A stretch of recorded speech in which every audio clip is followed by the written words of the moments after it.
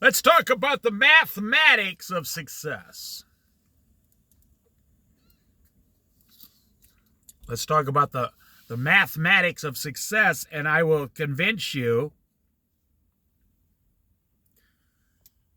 that what you're doing is not mathematically possible for you to become successful.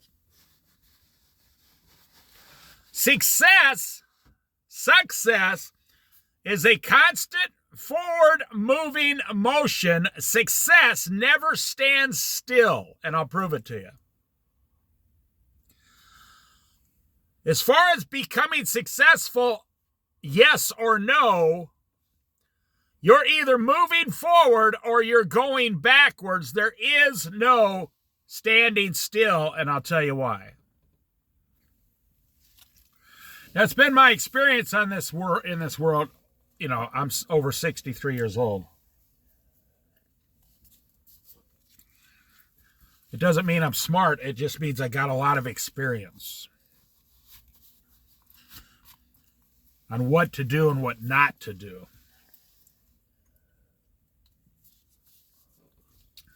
I've never seen a person standing still become successful. Let's just start with that right there.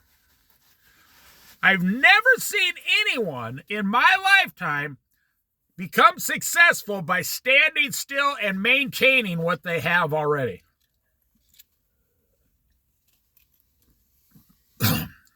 I've never seen it.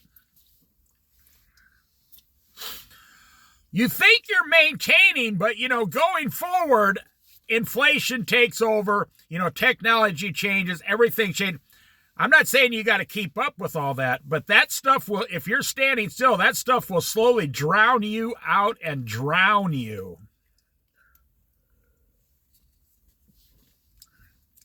It's kind of like if you're growing a garden, a vegetable garden, and you just do the same thing over and over every year, that soil will eventually become no good, and not one single thing will grow in that soil. You have to be putting mulch in there. You have to be putting, compost. You have to be putting, whatever you want to put, goat poop, whatever. Chicken, poop. You have to be mixing it all into the soil really, really good after you harvest the vegetables. And then during the winter, it sits there all winter. And then in the spring, it's ready to go.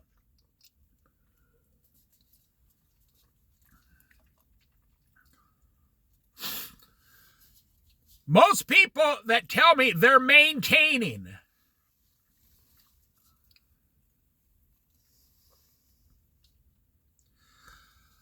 you're actually going backwards. This YouTube channel exists that I'm making or have made. Oh, and I've only done it for 10 and a half months. This particular channel is only 10 and a half months. I made 6,000 videos in 10 months. I try to take Sundays off. I don't make videos on Sundays. Well, I don't put them up on Sundays, kind of to honor the Lord. And as soon as I do that, even though I got 6,000 videos on this channel, I get almost no views on Sunday. I'm averaging about 4,000 views a day, over 1 million a year. And then on Sunday, my views go down to like 1,000. Why? Because the way the algorithm works, they really only push the last like 10 videos you made, and then they're done. And if you don't have subscribers actively seeking your old videos, they won't get any hits. And the reason is because there's billions and billions and billions of videos So your video gets lost. I mean, look at this river here. How many single drops of water do you think are in this river right now?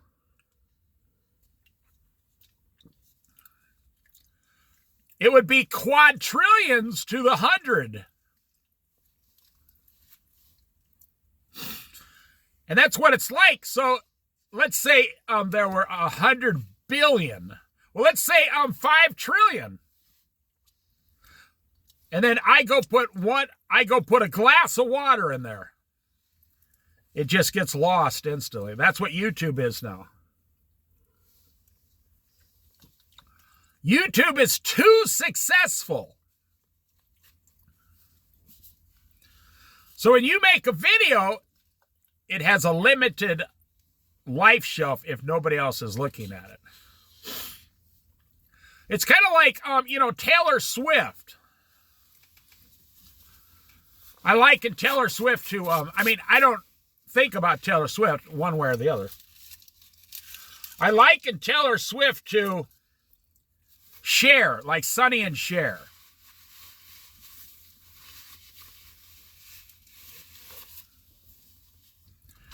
I liken Taylor Swift to Sonny and Cher. Sonny and Cher was one of the biggest things when I was a kid. And Cher, she still is. But if she's not out there in concert, singing, making songs, moving forward, recording, all of a sudden she becomes a nobody. Just like that, a nobody. Look at this crane out here on this barge. They're bringing it back down.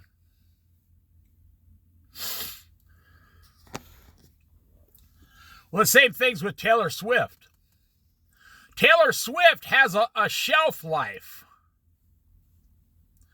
If she's not making videos and moving forward and recording and doing all these things,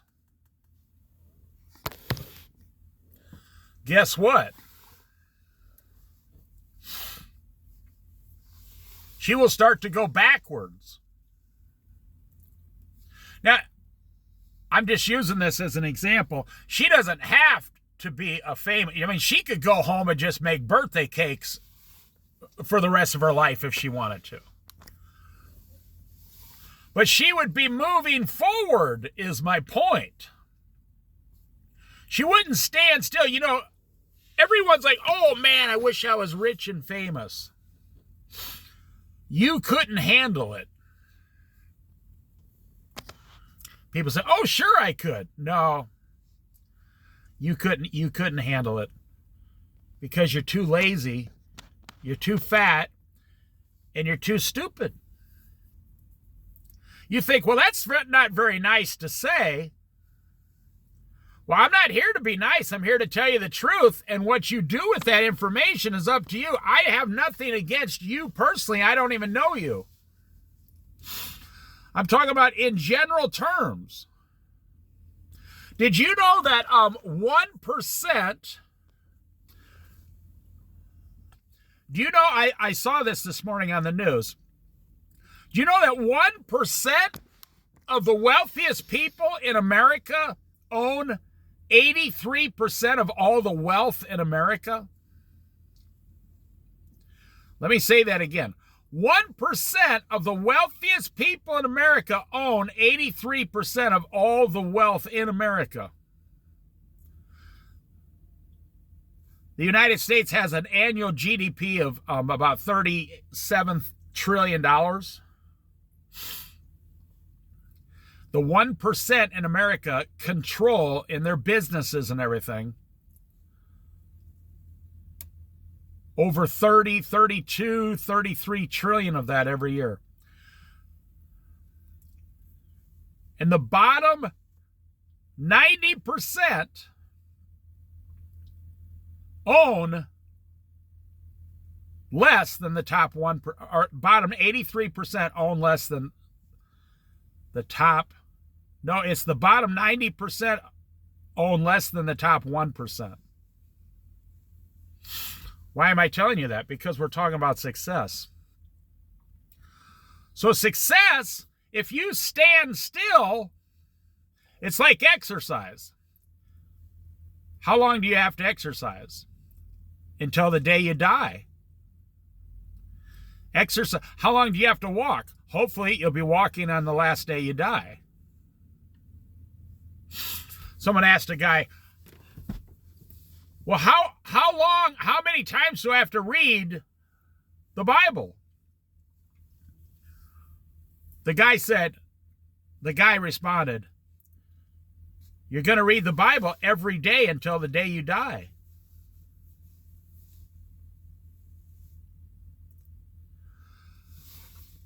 Someone asked my dad, how long are you going to work?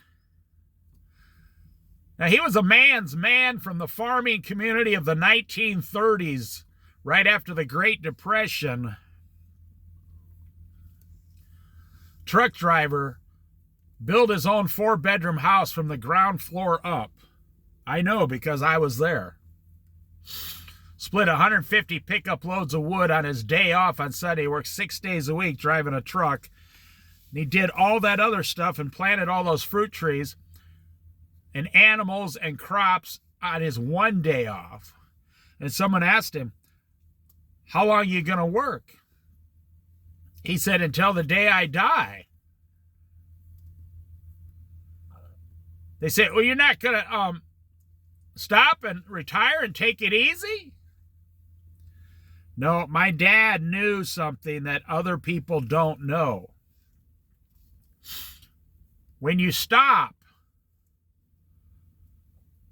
that's when you start going backwards. How many people have you known in your lifetime that have retired? It doesn't matter how old you are. But how many people over 65, every young person knows someone, older people know a lot of retired people. They've retired. You tell me one highly successful retired person that's standing still. You say, well, I know some successfully retired people. I'm like, and I would say, or I would ask you, okay, well, what are they doing? Well, they're traveling around in a motorhome. Right, exactly. They're retired and they volunteer for free rent at state parks and travel around. Yes, right, they're moving forward. Or the retired people down at the gym you go to, you see those elderly people come into the gym and they work out. They don't stand still. They move forward. I have a friend who's just turned 80 this year. 2 years ago, he was working 50 hours a week in construction. I am not making this up. It sounds like I would make that up. He doesn't look 80. He looks like he's 70, 72 years old. He's skinny. He's muscular for a skinny, little twerpy body. But 2 years ago, he was working construction up north here on the Oregon coast, making $65,000 a year. And he didn't need the money. His house is paid for it. He had someone else living in his house. He's worth about $500,000, and he still goes to work because he knows the secret. You stop, you die. You go backwards.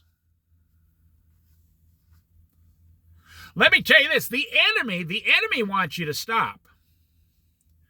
You say, well, who is my enemy? Well, the devil hopefully is your enemy, and hopefully God is your Savior, Jesus Christ.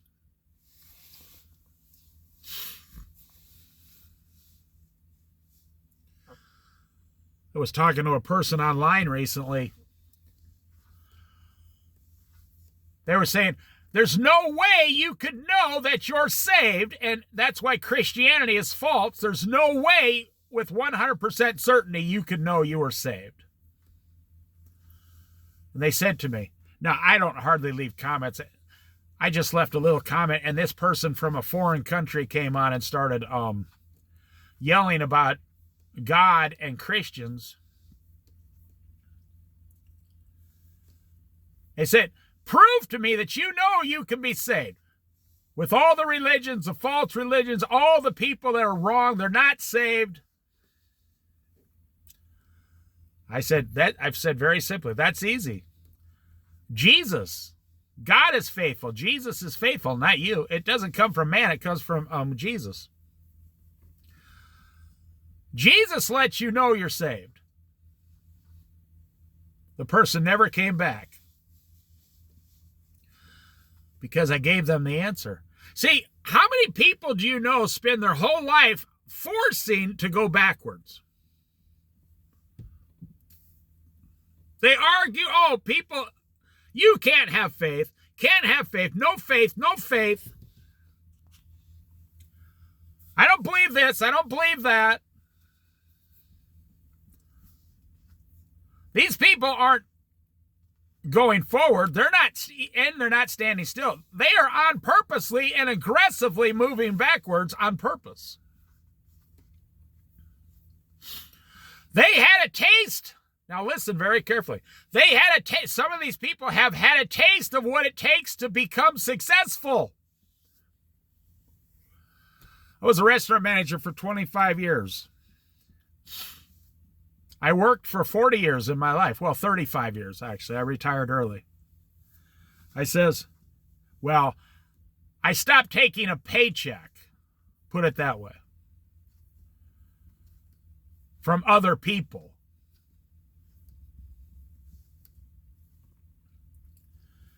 And I've had young men tell me in their 20s, early 20s, I can't do it, talking about themselves. I said, well, that's what it takes to become a successful chef. You said you wanted to be a chef. This is what it takes. And believe me, I'm the best boss in the world to work for. I don't push people beyond their limits.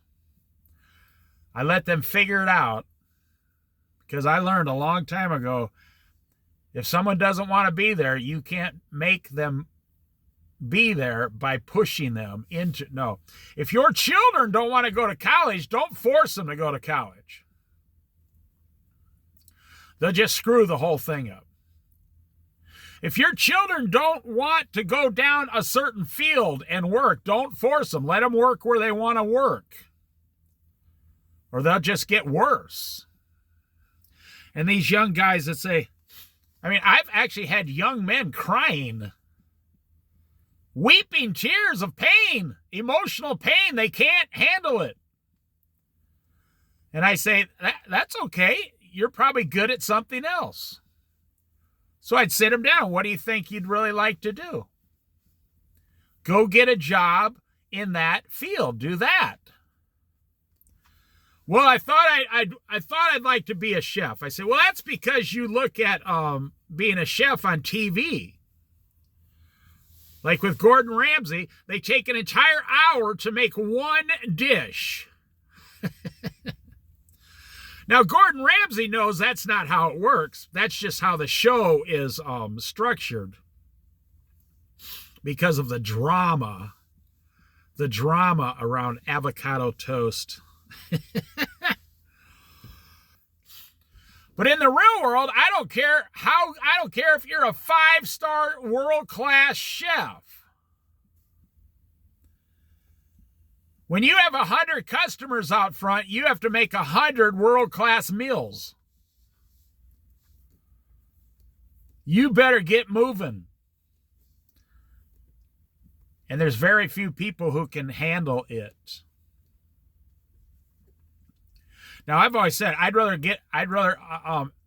have 2 good line cooks any day of the week who care about their job than 2 or 3 world-class chefs. I'd rather have 2 good line cooks that really care about their job.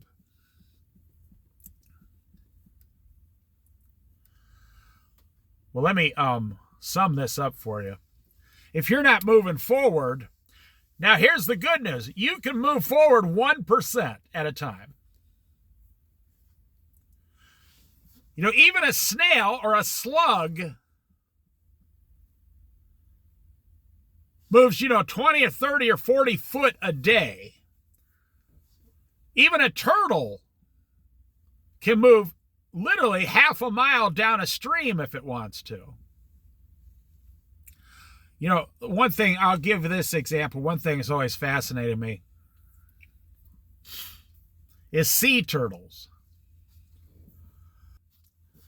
They're born in the sand, covered up in an egg. Only about 50% of them survive. They go out. They're only about 2 or 3 inches long. And instinctively, the way God created them, designed them, they instinctively hear the sound of the water and start. Now you think about that. Most animals hear the sound of the water and go the opposite direction. Sea turtles hear the sound of the water and start crawling across this sand like 150 foot, 100 foot, 30 foot, whatever it is, towards the water. And then only about half those survive once they get in the water. So if you got like 100 sea turtle eggs, only about 25 actually live and make it. And what's fascinating is just floating around in the water,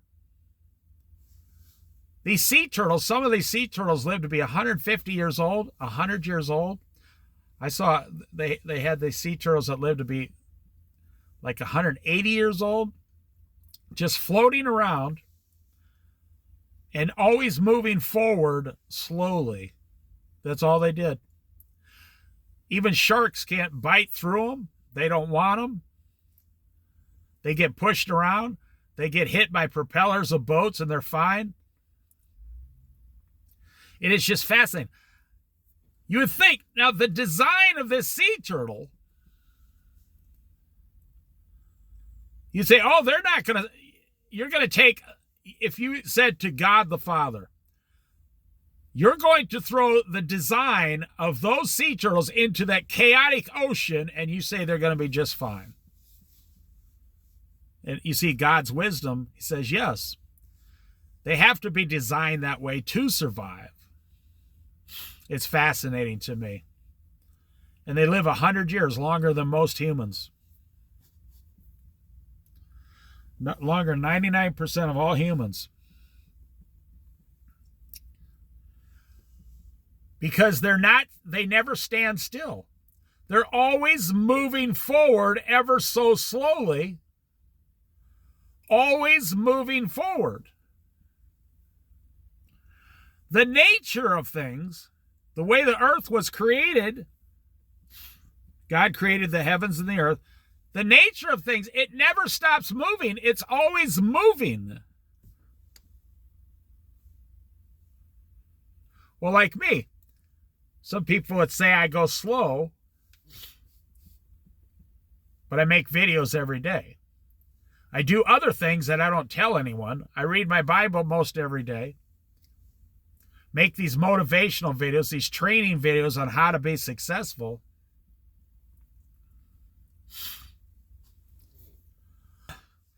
I lost a job when I was young, very young. I wasn't even married or nothing. I came home, told my mom I lost my job. She says, oh, okay. Well, just go get another job right away. I said, what do you mean? She said, well, you had a good job back then. I was making like $8 an hour. That was a lot of money back then. She said, well, just go get that dishwashing job down there for $6 an hour until you get another better job. My mother said, you always want to make sure a paycheck's coming in, because she said, you're always going to have expenses going out. I said, yeah, right. I went down there. They made me manager of that restaurant. I started as a busboy for $6 an hour. I took a major pay cut and they made me the manager.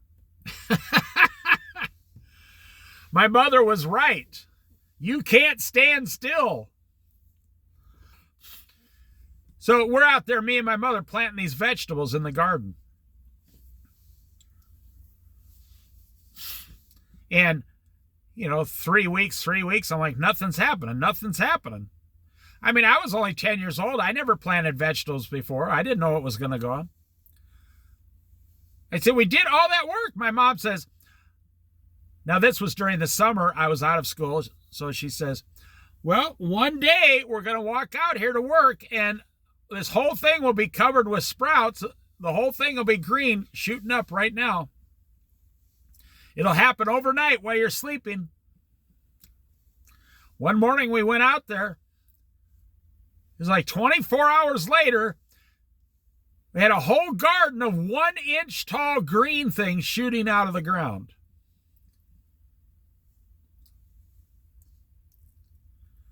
I said, wow, look at that. None of this was here when we went to bed last night. And my mother explained to me, yeah, these vegetables never stop. They always go up. They're never stop. Even at night, they're moving, they're growing, they're doing something. God is working. And boom, there they were. 3 weeks later, well, I mean, even like 4 weeks later, you can get like a 5-foot tall corn stalk. And then the corn starts growing on it. It's the most fascinating thing watching things grow, but they never stop moving forward. You take these people, they live in a van or a trailer or a motorhome on the road here on YouTube, and they're like, they go out there for 2 years and they make a video. This sucks. Can't handle it. It can't be done. We got to quit. We're going to go get our jobs back. This isn't working.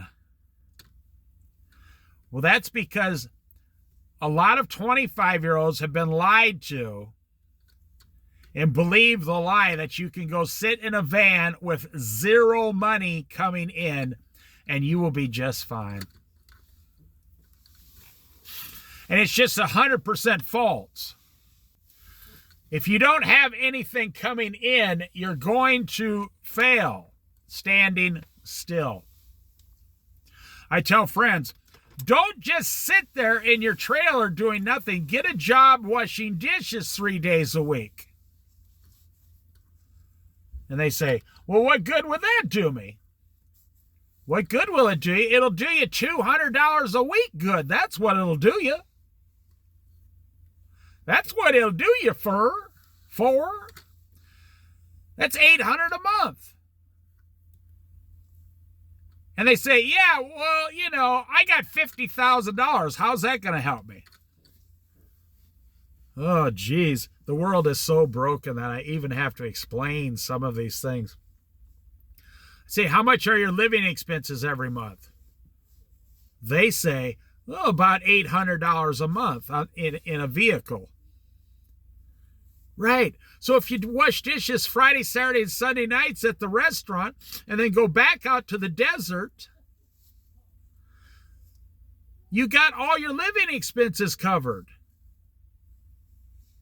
for the week. And now the $50,000 or whatever someone has in the bank, $100,000, or maybe they only have $25,000. Maybe they have $200,000. There's people, they live on the street with $100 and let me say this slowly so you understand. They're living on the street with less than $100 and the thought of getting a job never once enters their mind. I know homeless people who have jobs, but they're homeless. And their boss knows they're homeless. Boss doesn't care. You show up to work, they say, that's your personal life. You show up to work, clean shaven, nice haircut, brush your teeth, you don't stink. Your clothes are washed, and you're nice to the customer. You can work here. What you do when you get off work is up to you. I know people living in a van working 40 hours a week. And man, they are making bank. Oh man, they're making a lot of money. They're bringing home $40,000 a year after taxes. And they live in a van. And they live in a van for $1,000 a month, $12,000 a year. I know the guy personally. This guy saves $25,000 a year living in his camper van. He inherited a small amount of money, like $30,000 or something, from his parent or a grandma or something. He went down and bought a $15,000 camper van, like a 1998 camper van. It's in really good shape. And it's one of the big ones, the big old ones. Big top on it, you know. He's got a little dog in there, cutest little dog. Making bank and saving like crazy. This guy could actually buy a house because he's got the down payment for it and he's got the income.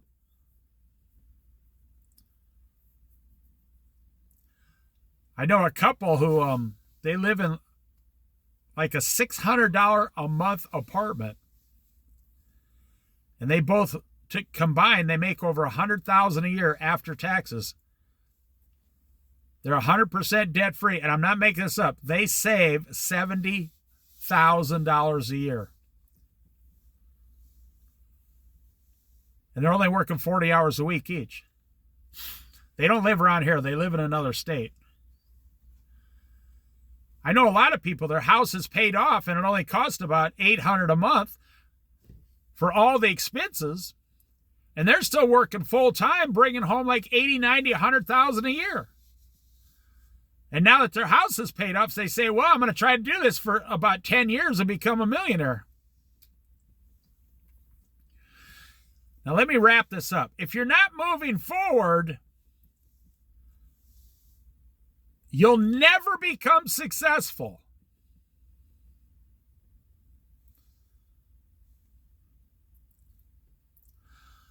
But I want to tell you the mathematical part of it. If you're not moving forward, you're not standing still. You're not maintaining.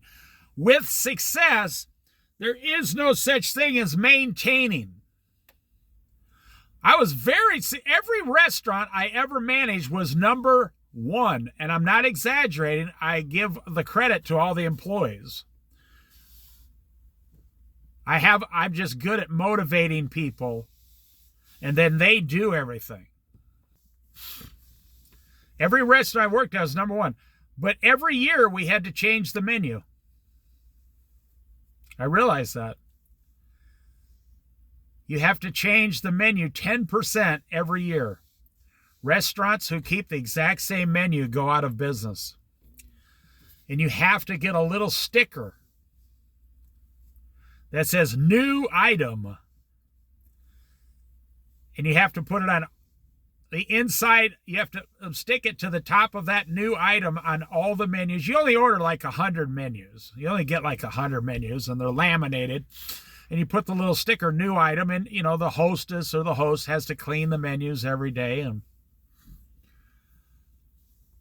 new item. And people love seeing that.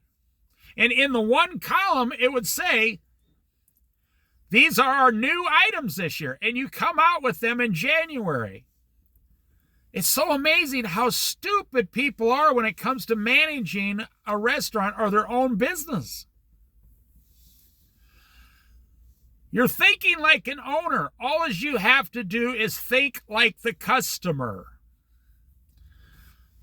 I was working at this restaurant, you know, and the guy that was above me said, how did you do this? Now, I was young and dumb, but I knew. I said, I asked the customer what they wanted. Oh, man, imagine that. We worked in I'm so old, we'd ask the customer what they wanted to buy for lunch. You wouldn't do that today. We try to force products down customers, you know, throats or in their lives. I put a thing out with the customers. I said, hey, so could you fill this out and then put it in this box? Just bring it back. You don't have to sign it on, just fill it out. I'm going to let this go for about a month. They say, okay, Davey, because they thought like I was like their little brother. I was young and handsome and in a suit with a tie, you know, running a restaurant. These office ladies, you know, they all had, some of them had children my age. And it simply said, tell us your 5 favorite things that you would like to have for lunch every day. 80% of them were all the same. And I even put on there, and what do you think is a fair price for these items? I got a couple hundred responses, and on my own time, I didn't get paid. I went through them and looked at them all. And I started making a call. Okay, they want the hamburger platter. This one wants meatloaf. This one wants fish and fries. This one wants a garden salad. This one wants chef salad. And I came up with the top 10 things people love, and then I structured my lunch menu around that.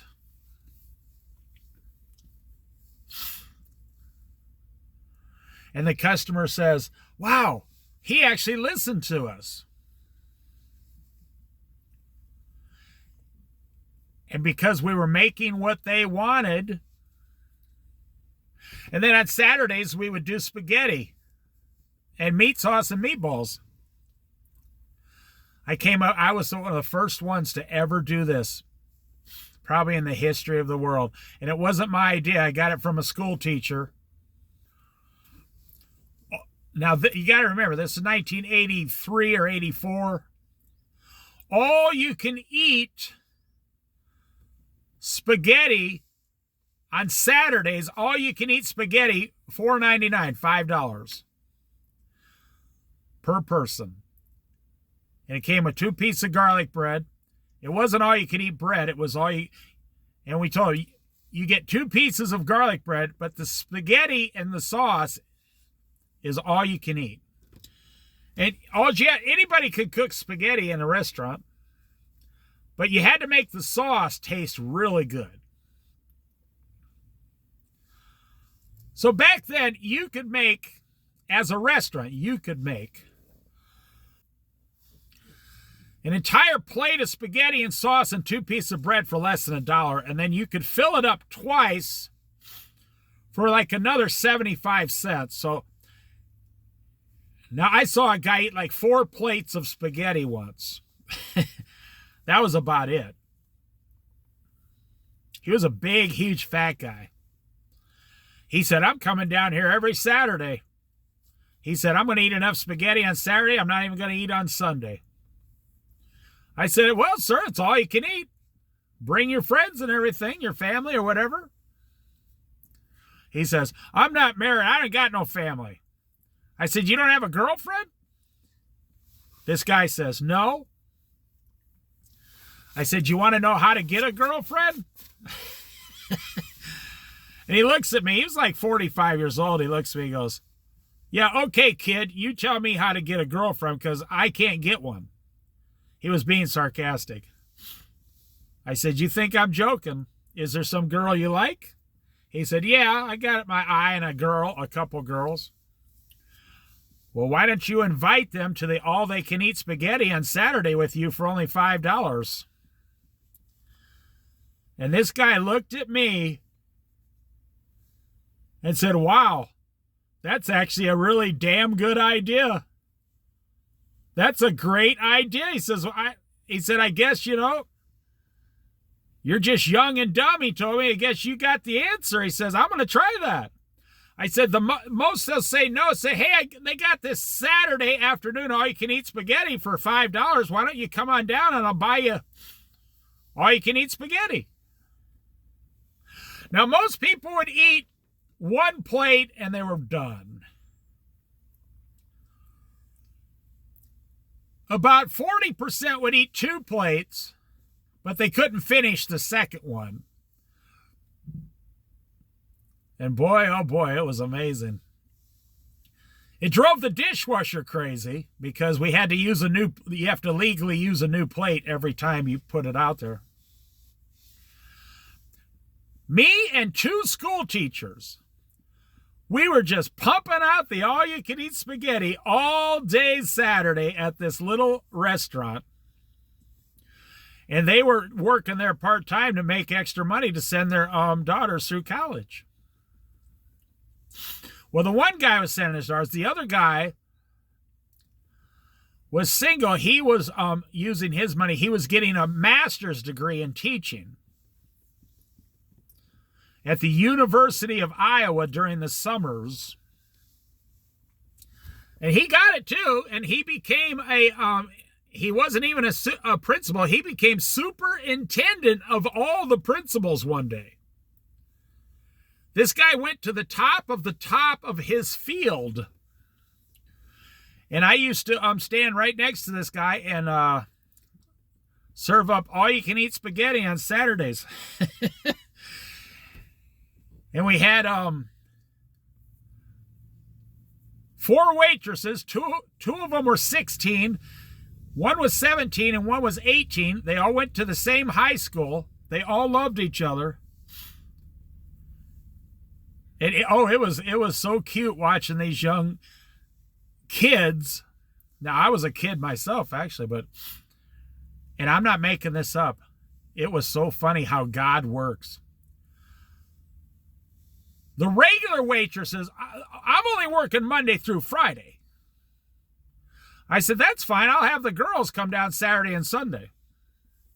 The young girls. And the waitresses during the week, you have to understand, this is a true story.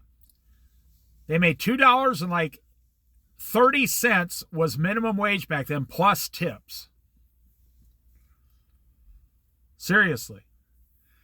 They would make like $5, $6 an hour.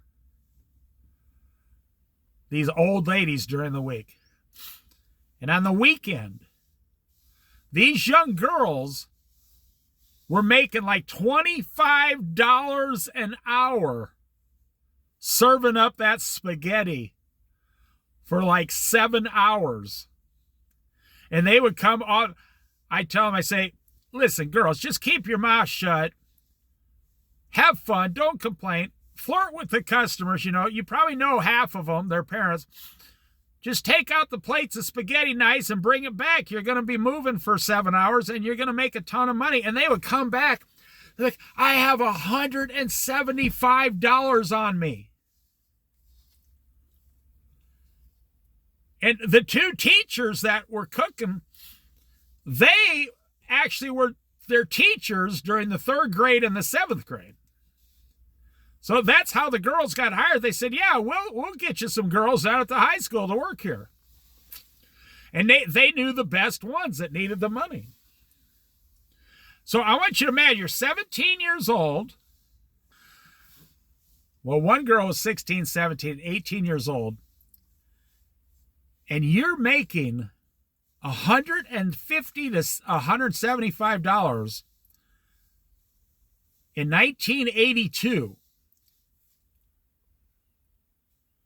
They were making as much as the waitresses were, working 40 hours. And then on Sunday, we didn't have an all-you-can-eat spaghetti. So when people would come down, they'd say, we have a family of 7 people want the all-you-can-eat spaghetti. So that was $35. But I said, you can make the spaghetti for $1 and then the second plate for about 60 to 70 cents. And then, so we were making at least $1, $2, or $3 sometimes on a plate of spaghetti. Now, we had to pay the employees and all that. I get it. I understand. I did this for a living. But, you're supposed to make, if you're making like 8% in a restaurant, you're like making bank. Most restaurants make 5, 6, 7% a year. You'd be surprised. So I'm making like 20 to 30% on a plate of spaghetti profit. I'm talking profit after all expenses.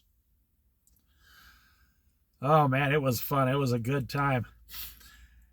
And these girls, that's how they worked there for 3 years. That's how they paid for their college when they went to college. It was kind of like, it turned into like a family thing. And those girls went out they were all very beautiful girls. They were all like on the cheerleading team. I'm not making this up. And they all became extremely successful and married very handsome men and had children and families. And I would see them on the street like 10 years later with their family, and they'd say, they'd say, remember when we used to serve spaghetti? I'd say, why don't you shut up? You're just a snot-nosed little kid to me. And their husband would laugh. And they'd say, whatever, Dave, I'm an adult now with 2 children. Oh, it was funny because we were only like 5 years apart in age. Now, let me wrap this up. If you're not moving forward, statistically and mathematically, at least 1%, you're going to fail. You're moving backwards. So if you're sitting in the desert somewhere right now, or down by the river in a van, or if you're at maybe you live in an apartment and you don't have a car and you're like, I work 40 hours a week and I barely got enough for food. Well, then you have to make some kind of change to where you're moving forward to get statistically the numbers moving in your direction, your favor. That's why they say, well, then go get 2 jobs.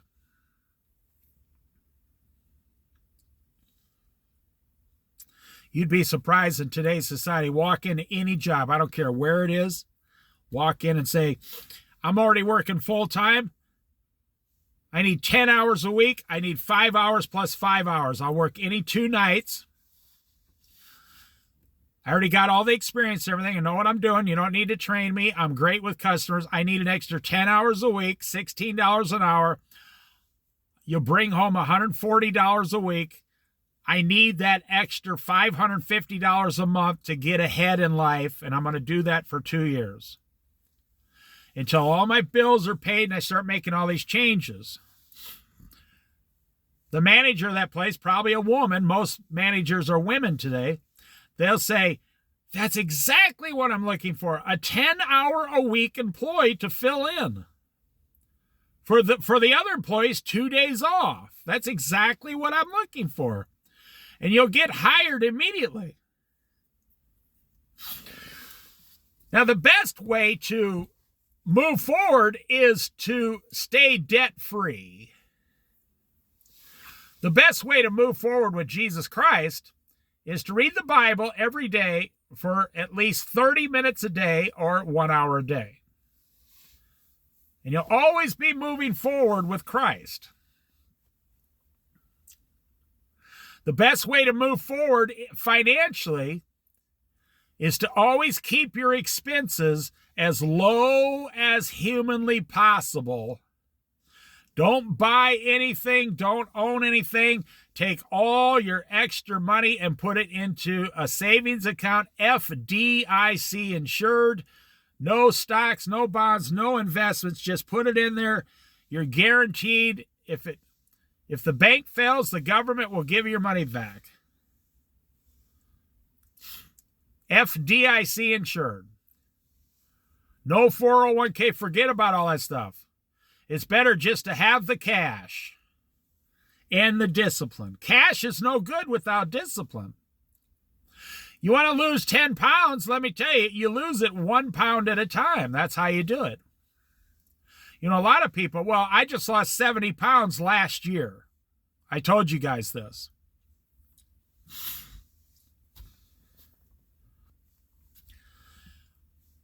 And you don't lose a pound a day, no.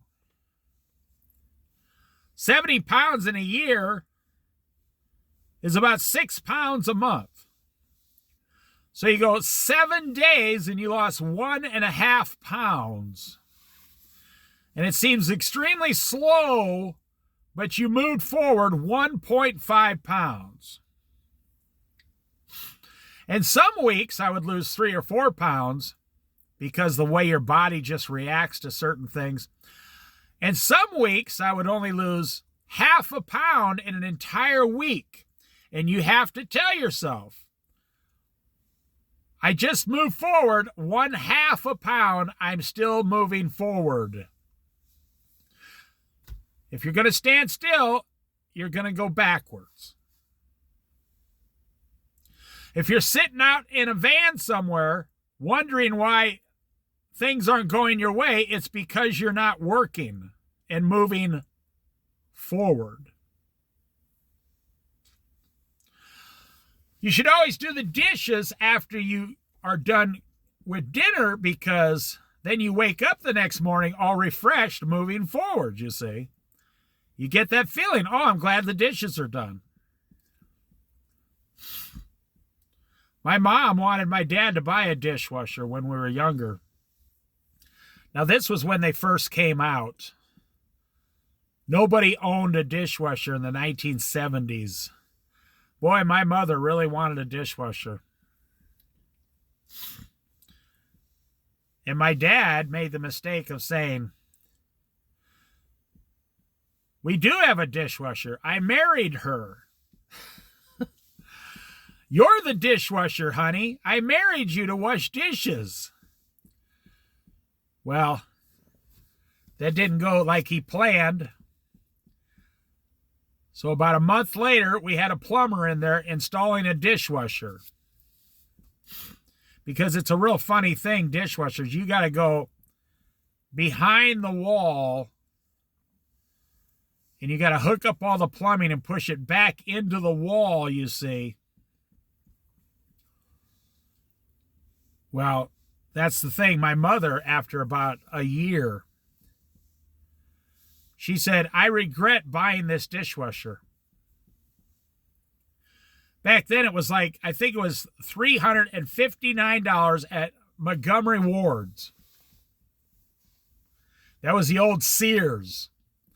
Montgomery Ward's was before Sears. Then it became Montgomery Ward Sears, and then it became Sears, and then it went out of business. Just like Kmart, just like one day Walmart will not be Walmart. It'll just be a building. You ordered everything on your phone, and you just go out, push a button, and they bring it out to your car. You won't even go in the store someday. That's what Amazon is spending like $10 billion right now to open up distribution centers all over America where you just drive up and they bring it right out to you. I'm talking grocery stores. Not the stuff they deliver. No, they're going to do the grocery stores like Walmart. And you just drive up. I mean, you can have it delivered to your house for a fee, but if you just want to buy it online and pay for it and drive up, that's what Amazon's going to start doing here. For the next 5 years, they're going to try to take everything over. My mom realized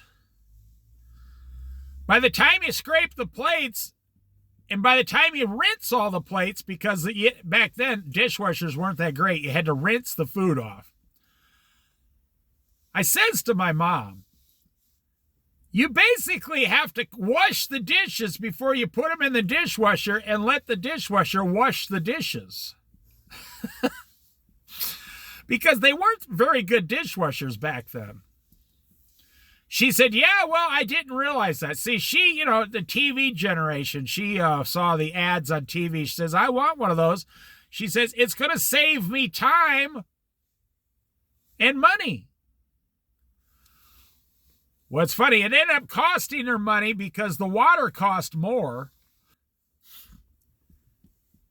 Plus, you had to put you had to use dishwasher soap. Now, I believe personally, they only manufacture dishwasher just so they could sell dishwashing soap and make all the money. I don't think they made much on the dishwashers themselves. I think they made all the money selling the soap for the dishwasher. I mean, think about it. You get a $80 oil change 4 times a year in your car. You know, 3, 4, sometimes 500. If you got a diesel engine, you get like some of these guys get an $800 oil change and all the fluids. Now they're coming out with a car now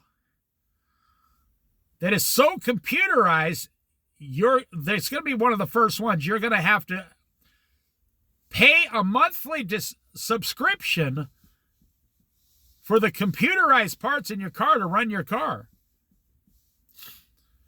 And they say they might take it, if they do that, they're going to take it to the Supreme Court. The same thing with John Deere tractor. They went to the Supreme Court and said, we make the tractor, so we own all the technology. And the farmers were saying, no. We bought the tractor. We own the tractor. We should have the right to fix the tractor because we own it. And they actually had to go to the Supreme Court to get the right to fix the item they own. You'd spend some of those brand new combines. You can't even believe what I'm about to say. They're $1 million. And John Deere, if something goes wrong with the product, they charge you like $12,000 to get it fixed. But if you fix it yourself, you can fix it for a couple $1,000s. Well, now they're going to come out with these cars that are so computerized. They want you to spend $1,000 a year to keep your car running on the computer and the computer end of the car. Well, that's like my mother bought that dishwasher. And then she says, this was totally not worth it. My dad said, what in the blah, blah, blah sandwich? Hell, we need a dishwasher for? We got 2 bratty little kids standing here. Make them wash the damn dishes. Oh, man. I'll tell you. So let's end right here. Even if you make mistakes, like my mother did with that dishwasher. Now, I love my mother. She was a great mom, believe me.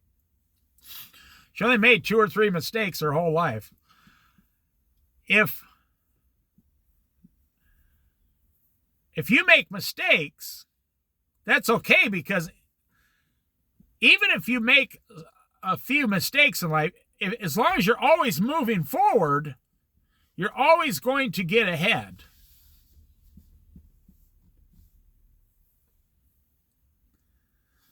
And that's what I'm going to say. That's what I'm going to end this right here. If you're not moving forward at least 1% every single day of your life, progressively, aggressively, on purpose, moving forward with self-discipline, then most people think, well, I'm just taking a break. I'm just standing still. No, you're moving backwards. You just don't know it.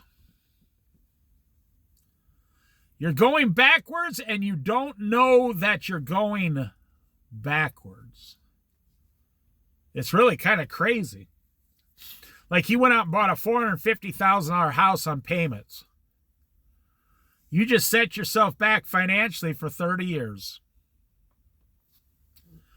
You just financially set your financial life back 25 to 30 years. You say, no. I bought a house. I'm getting ahead now. Well, it would take you 30 years. You pay off the house. You pay off hundreds of thousands in interest. All the repairs, the fix-ups, everything. And if everything goes well in 30 years, your house will double in value. And you'll get all your money back is basically what it is. But it's amazing how many people go down and buy a $450,000, $500,000 house.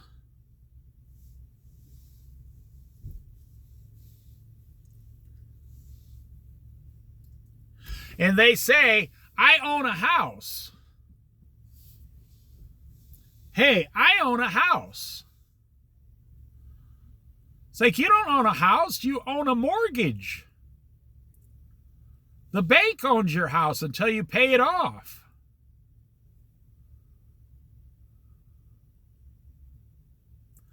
You don't own anything until the last payment is made. You know, people say, I got a new credit card. I'm getting ahead in life. You're not getting ahead. You owe 20% interest on a credit card. Or some people owe 35%. How can you say you're getting ahead? Guys will drive to work on Monday morning to show all the employees their brand new $70,000 car. And they act like, I'm doing well in life. I just got this $70,000 car, or a $50,000 or $38,000 car.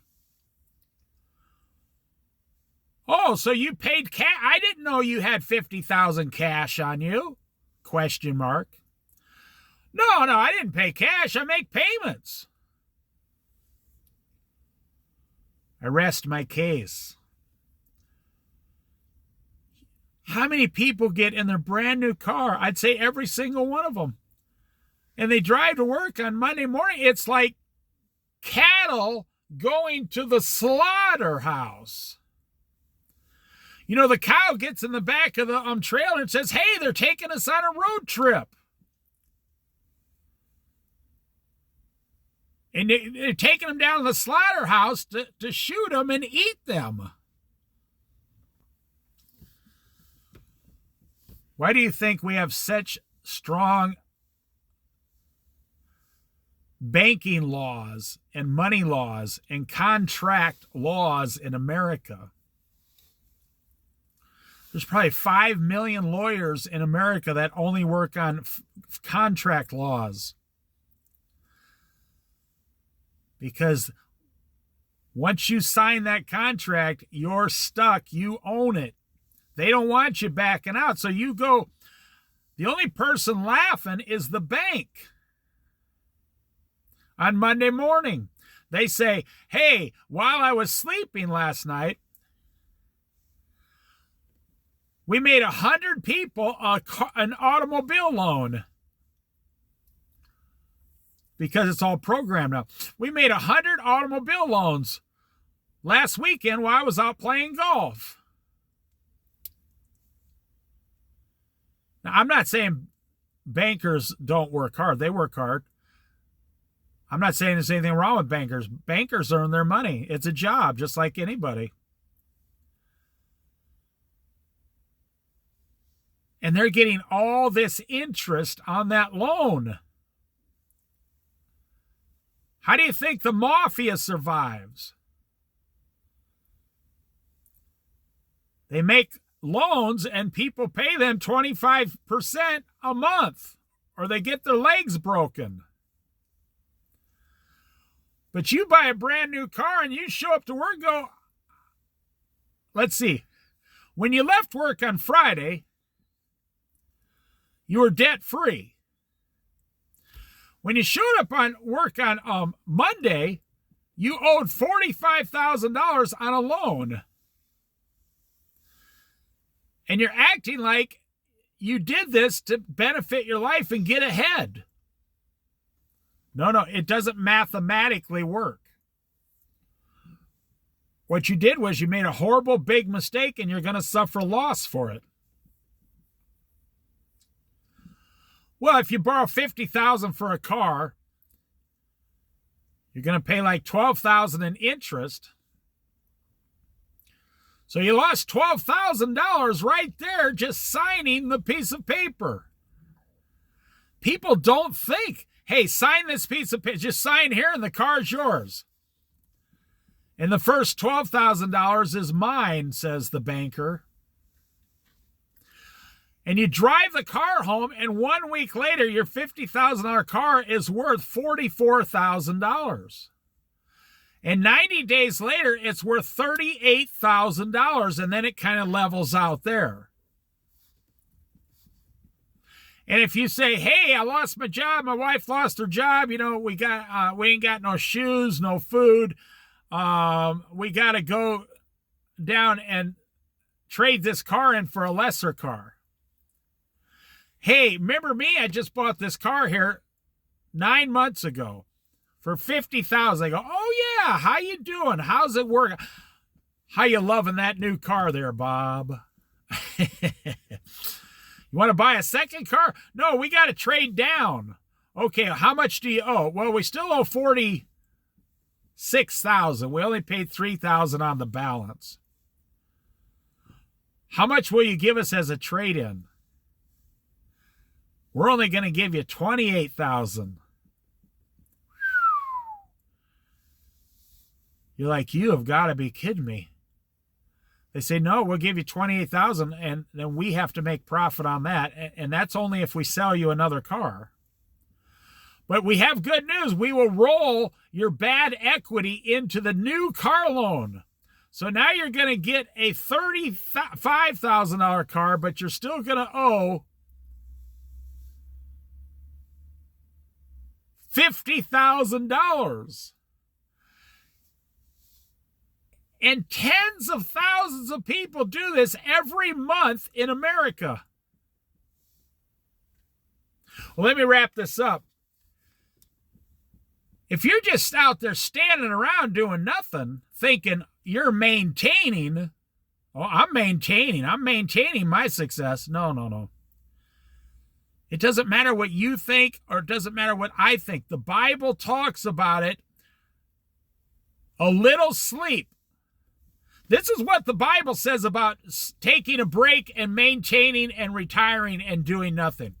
A little sleep, a little slumber, a little folding of the hands, and soon complete and total destruction will overtake you. Go look it up in the Bible. That's exactly what it says. A little sleep, I'm just going to rest. A little slumber, well, I'm just going to take it easy. A little folding of the hands, well, I'm just going to sit here and think and maintain for a couple, 3 years. And soon, complete and total destruction will suddenly overwhelm and take you and completely destroy you. And I'm going to end right here because that's the best way. I've seen it. I've seen so many of my friends because, I came from the stupid generation. I went to grade school in the 60s, went to junior high and high school in the 70s. And my generation a lot of women in my generation wasn't like the women today. They didn't have, even women of my generation, they might be a nurse's assistant or an office girl or, there was a difference between men jobs and women jobs when I was growing up. And they knew it. That's fine because their main job was to, believe it or not, as radical as this sounds today, raise your own children. I'm not saying they weren't working. So I say I don't really pick on the women. I pick on the men of my generation.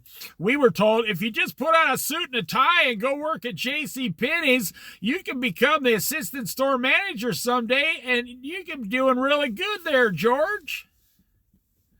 It didn't work out that way. JCPenney's went out of business. Well, go down to the Kmart, get the blue light special. You just become assistant manager of the Kmart. Okay, well, Kmart went out of business. Hey, you just need a big, huge, fat TV. Well, now, okay, you go down about $1,000. Well, now we sell big screen TVs, flat screen TVs for $300. That didn't work. It's everything my generation tried was changed completely. We were the ones sold. Well, you just put your money in the bank and you'll be getting 8% interest on a savings account. Guess what? Today, the average person gets about 2%.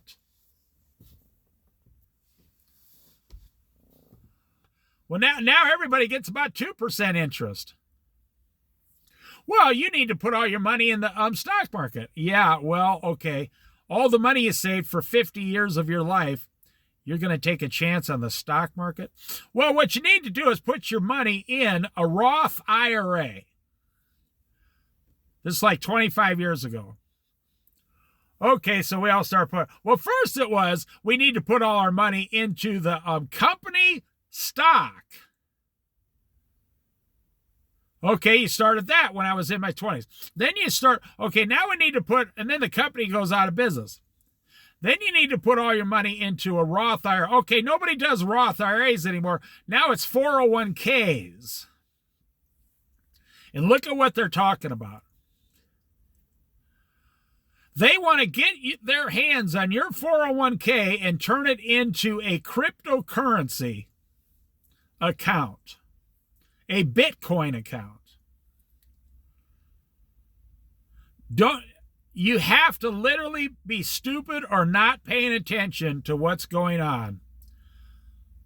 This is how they control. You see, the United States has about $35 trillion a year GDP, gross domestic product. $35 trillion a year gross domestic product is what we produce. There are groups of people who want to get their share of that $35 trillion.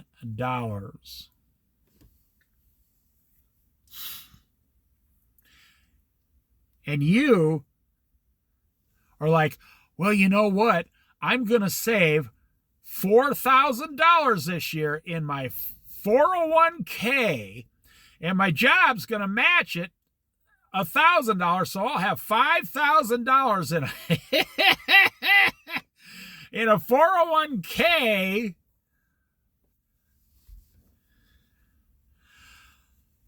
It's like a $35 trillion gross domestic product, GDP yearly. And it's like if this river out here or the ocean was worth $35 trillion and you're going to go throw $5,000, or it's not even five of your money, you're going to throw $4,000 of your money into this river. You're going to throw a cup of $4,000 into a $35 trillion fishbowl. And you say to yourself, I'm getting ahead, man. You're not. You're not stupid. You're misinformed. I mean, I was way too young to know about the Great Depression or about World War II. But I personally, when I was a young man, I personally knew and spoke with men. And I feel very fortunate in my life to be able to speak with these men. I can still see their faces. I knew guys that were in World War I and World War II both.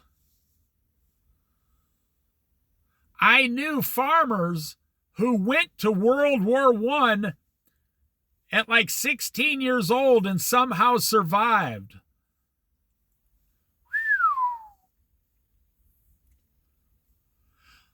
I met a guy once that was in Pearl Harbor. I was working with him. And on that holiday, he says, I was a young guy, and he says, I was at Pearl Harbor. I said, oh, yeah, I didn't know anything. He said, no, I was there when the Japanese attacked. I said, oh, wow, okay. I didn't know that about you. And then you put it together. That's why they are a certain way. I knew people who were in World War I. I know people who were there at the stock market when it crashed the Great Depression started. And I don't mean in America. I mean people that were at the actual physical stock market change in 1929 when it crashed. And they were, like 20 years old at the time. So 29, 39, 49, 59. So when I was born 32 years later, by the time I was, 1975, say I was 13 years old. So they were like 65, 70 years old, and I was 13 years old. And I spoke to them. And they explained to me what it was like losing every single dime they had. And I asked the guy, well, how did you survive? I mean, how did you make it? They said, well, it took about 10 years. It took 10 years just to get back to normal. They were showing me, they says, take a nickel out of your pocket. I took a nickel out of my pocket, some Jefferson nickel. They said that nickel right there was enough to buy enough food for a person for a day. One nickel could feed you for an entire day in 1925. Well, so this was 1975. I guess you could survive on like $1 in 1975 of food if you planned it and everything correctly. So the guy told me inflation has gone up 20 times from 1925 to 1975. So it was 50 years. It's got up 20 times minimum. So I was hearing about all this. I knew guys who were in World War I and World War II. I knew a ton of guys that went through World War II, the Great Depression as a child, and then went to World War II as a young man.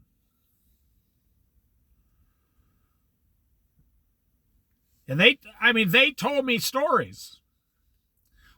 They say, oh, I was watching people, my best friends getting their heads blown right off their shoulders. So when you sit here and think, I'm going to throw my $3,500 or $4,000 a year into this big, huge $40 trillion fishbowl, GDP, gross domestic product, and when I'm 65, I'm going to be way ahead.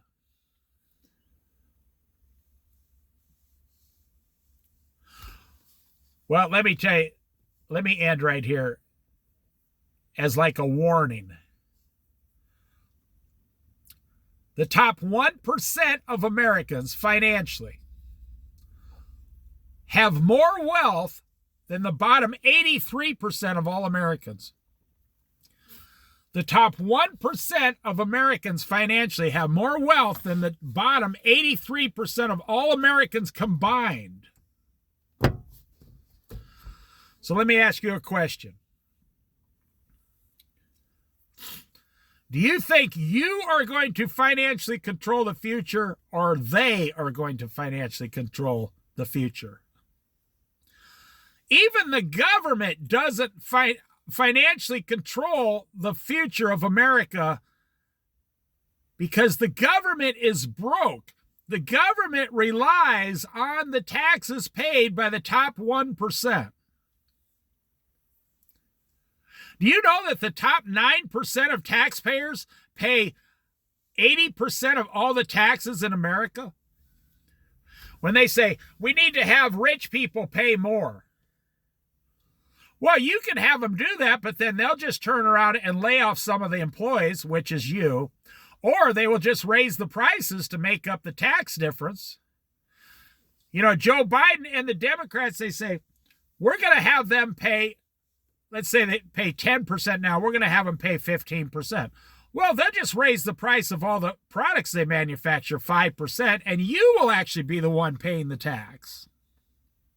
And you won't get a raise either. Now, I have nothing against poor people. I have nothing against middle-class people. I have nothing against rich people. I'm in a unique position. I realize the 1% of richest people in America are what keeps America going financially. Like whoever owns General Mills Foods, whoever owns Tesla, whoever owns, trillions of dollars in real estate in America, whoever owns Walmart, whoever owns the Target stores, and whoever owns Ford, whoever owns all the Japanese car makers. These are the people that keep the world moving. You can complain about them all you want. And you can pass laws to make them pay you double. Like right now, they have thousands of nurses on strike in New York City. They say, it's for the patients. No, it's for your paycheck. Now, let's say all those nurses get a 10% raise, which is huge. Who is going to pay that 10%? The next sick people that go to the hospital are going to pay the 10%. And then the insurance company is going to pay the 10%. And then your insurance premiums are going to go up 14%. So when those nurses get their big raise, you are going to be the one paying for it. See, I go down and buy Quaker Oats oatmeal. It's usually about $5 or $6 depending on where you buy it. And it's a good deal. Excuse me. Usually about $5 or $6. But if the Quaker Oatmeal Union says,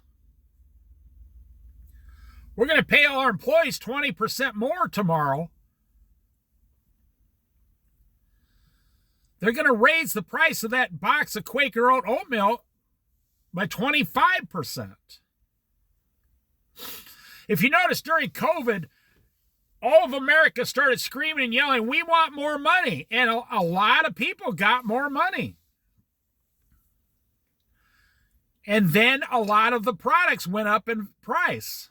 Not value, they went up in price. There is no magic wand here. You pay employees more, they're gonna charge you more. I was listening to a lady here locally talking to one of her friends last year. She was saying, do you know anybody that will come and just mow my lawn? Like in the old days? I was at a grocery store checkout line. And her friend says, no, I can't. There's nobody. And the lady says, I called like 6 different people here locally just to come and mow my lawn. She said, it's just a normal size lawn. She said, I can't get anybody to show up for less than $75. I almost raised my hand. I came very close to starting a lawn mowing business right then and there. Say, excuse me, ladies, my name's Dave. I'll mow your lawn for $40. Like, name that tune. I can name that tune on 3 notes. I can name that tune on 1 note. I'll mow your lawn for $40. The lady would have said, you're hired.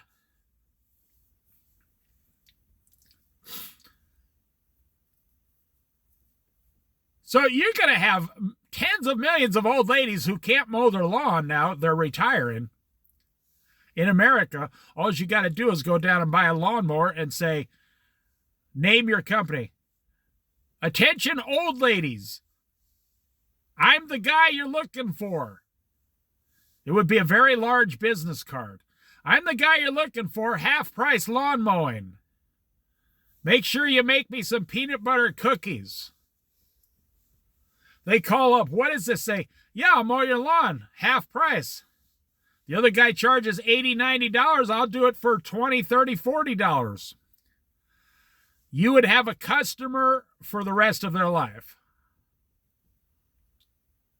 And because these guys, I talk to them, they say, I'm not going to some old lady's house for less than $100.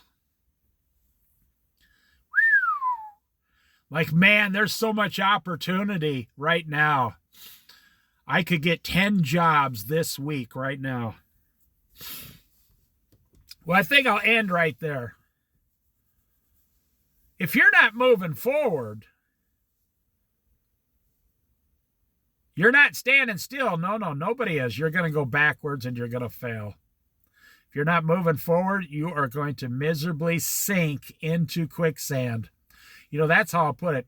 If you're not moving forward, you're standing still and sinking into quicksand slowly. You just don't know it. If you're just sitting there in some vehicle in the middle of nowhere, no job, thinking you're getting ahead in life, you're not getting ahead. And if you're unwilling to work at least on a Saturday and Sunday washing dishes for 14 hours, 7 hours and 7 hours, and they give you 2 free meals or 2 half-price meals, and you wash dishes and you get $15 an hour, maybe plus tips will cover your taxes. 7 times 15, you're going to get at least $100 every time you wash dishes. So you work 2 days, you get $200. You're moving forward. Now, you don't have to take a paycheck from somebody else to move forward. Like, I bet you I work 50 hours a week still doing things, running around, doing things that I don't ever tell anybody, and living my life and enjoying life. I don't make videos about it or nothing. Even though all the videos I have on this channel, I don't make any videos about most of the stuff I do. But I don't get a paycheck doing them from someone.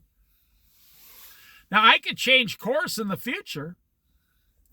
Maybe when I turn 65 or 70, I could just go make a paycheck again. Just have some extra cash laying around. I watched this guy. I'm not going to give too many details, but he's not a homeless guy. And he's not handicapped. He's just lazy. And I see him about twice a week walking around. And he goes from one ashtray to the next looking for used cigarette butts to smoke. He's not homeless. He's not, I think he lives like with his mother. He's like 45 years old. And he just got to the point where he said, I'm not going to do anything in life. I'm done. He doesn't have a job. He doesn't have any money. I think his mother just, she feeds him, and one day, if he outlives his mother, he'll inherit the house or whatever. That's his plan. But he can't see. He's slowly sinking. He can't see his own shadow. He's slowly sinking. He just doesn't know it. I'll leave you with this story. I knew a guy personally. His parents were worth millions of dollars, and he was an only child.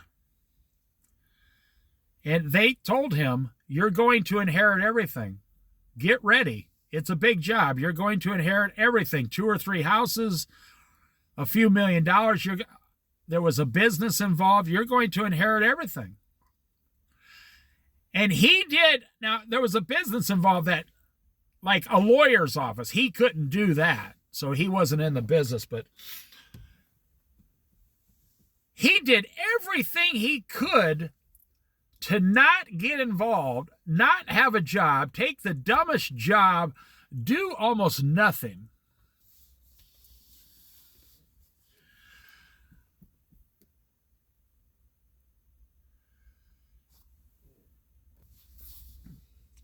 And this guy never got a wife, no kids. This guy lived into his 60s, and he died before his parents did. and all their money went to charities. The guy had a gold mine right in front of his face. All he had to do was accept it, the responsibility. You say, well, he died early. Yeah, he died early from laziness. Because he just he didn't physically do anything in this world to build up strength and stamina. And he thought he was going to get all this stuff when he was about 50 years old, and his parents just kept getting doctors and keeping them alive. Oh boy, the irony of God's justice. The irony of God's justice. God will always win in the end. And if you're a lazy sluggard and you haven't figured it out yet, God is not on the side of a lazy sluggard. God will never prosper a lazy sluggard. He won't do it.